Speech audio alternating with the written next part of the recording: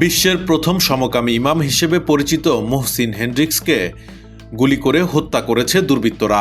স্থানীয় সময় শনিবার পূর্ব কেপটাউনের কেবেরহা শহরের বেথেলসডর্প এলাকায় তিনি গুলিবিদ্ধ হন।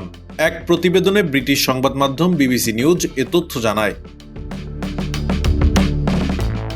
প্রতিবেদনে বলা হয়, ঘটনাস্থলেই তার মৃত্যু হয়েছে বলে জানিয়েছে দেশটির পুলিশ।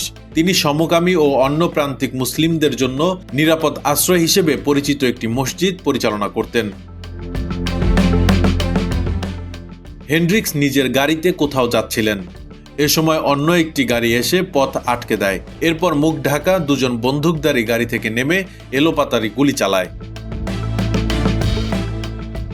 পুলিশের বিবৃতিতে বলা হয়, গুলির পর হামলাকারীরা দ্রুত পালিয়ে যায়। পরে গাড়ি চালক খেয়াল করেন পেছনের আসনে বসে থাকা মুহসিন হেনড্রিক্স নিহত হয়েছেন। এই হত্যাকাণ্ডের একটি ভিডিও ফুটেজ ছড়িয়ে পড়ার পর পুলিশ নিশ্চিত করেছে এটি টার্গেট কিলিং। তবে হত্যার উদ্দেশ্য এখনও স্পষ্ট নয়।